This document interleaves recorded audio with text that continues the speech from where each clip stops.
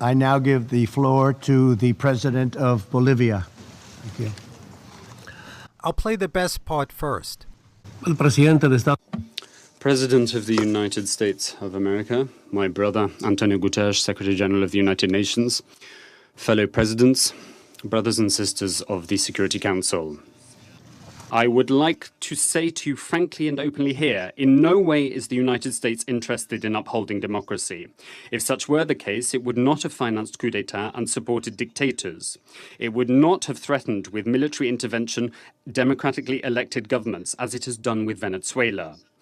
The United States could not care less about human rights nor justice. If this were the case, it would have signed the international conventions and treaties for the protection of human rights.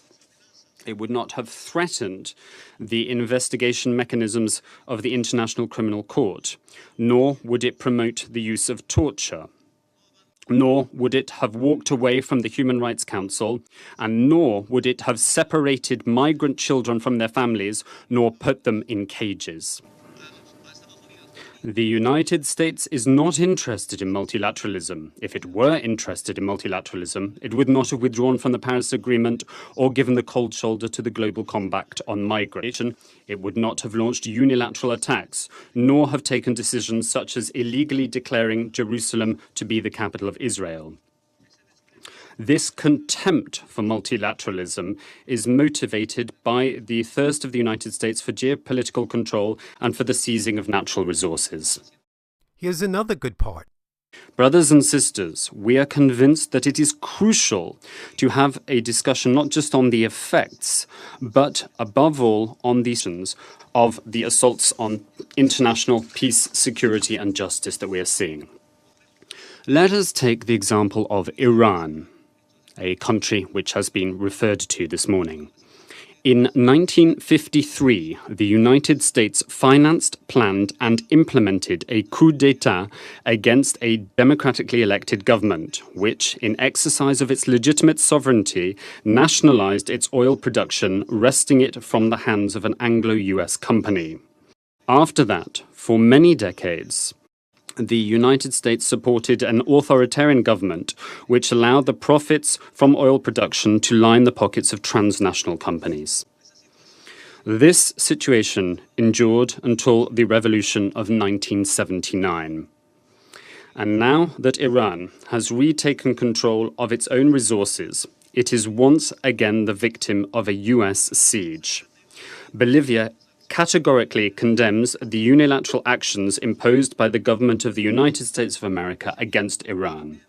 Likewise, we condemn the fact that the United States has withdrawn from the JCPOA, hiding behind pretexts to continue its policy of interference and meddling in the internal affairs of this brother country, Iran. Brothers and sisters of the Security Council, we wish to refer to the region of the Middle East, a region rich in natural resources, but thus ripe to be, as it is, affected by invasion, war, and unjustified aggression that continue to cause pain and suffering for the peoples of the Middle East. This region of the world has been the setting for the three most egregious acts of aggression committed during the 21st century. The first act of aggression to which I refer is the illegal invasion of Iraq, based on the lie that that country possessed weapons of mass destruction. This invasion led to more than 1 million deaths. The second act of aggression is the overthrow of the government of Libya, which led to tens of thousands of deaths, whilst pretending that it was for humanitarian reasons. As a consequence, it has triggered serious political instability and unleashed a humanitarian crisis across the north of Africa. The third act of aggression to which I refer is the civil war in Syria, which, over the last 8 years, has cost the lives of more than 500,000 people. This war is the direct result of the interference and of the financing of armed groups and terrorist organizations who have pitted themselves against the Syrian government. Brothers and sisters, over the last few months, the United States has once again demonstrated its contempt for international law, for multilateralism, and for the purposes and principles of the Charter of the United Nations.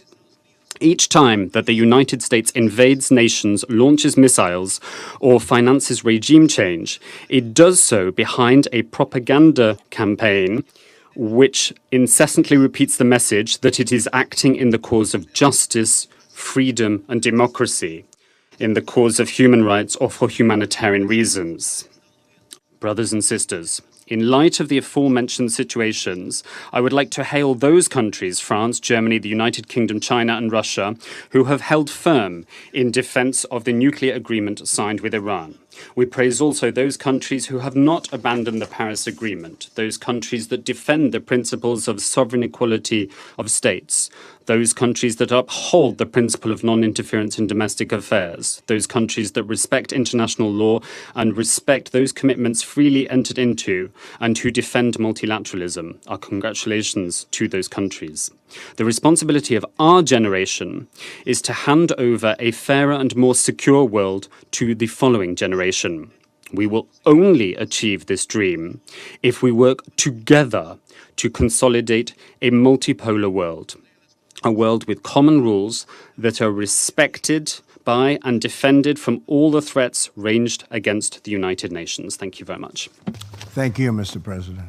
I now give the floor to the President of Bolivia. And here's the rest. It's good too. President of the United States of America, my brother, Antonio Guterres, President of the United Nations, fellow presidents, brothers and sisters of the Security Council. The Presidency of the Security Council has convened the members of this body to a discussion on the non-proliferation of weapons of mass destruction today.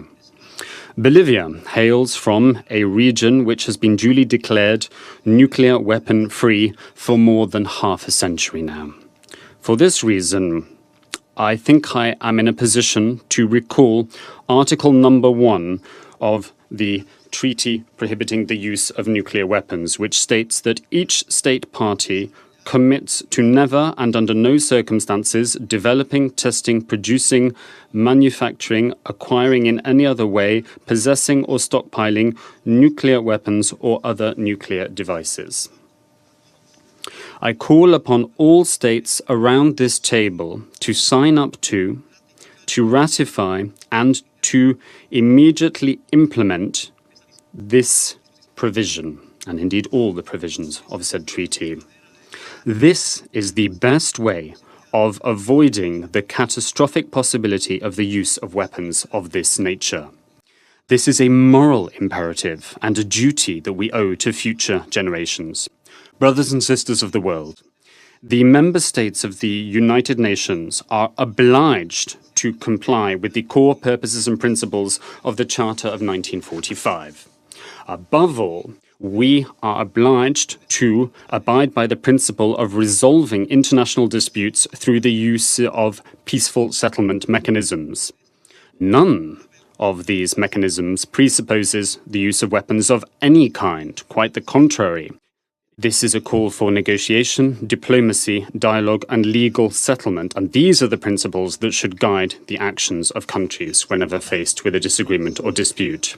Bolivia is convinced that only through using these peaceful means will we be able to build fairer societies and societies willing to shoulder their shared responsibilities. We have to be capable of putting behind us and leaving on the pages of history books the primitive use of weapons to attack other peoples. I would like to highlight as an example the contribution made by the International Court of Justice, the primary judicial body of the United Nations system, which has been able to effectively resolve disputes between states in various parts of the world and states faced with different situations and complaints. You saw these parts at the start. Please subscribe and click the bell. Even subscribing and clicking the bell helps.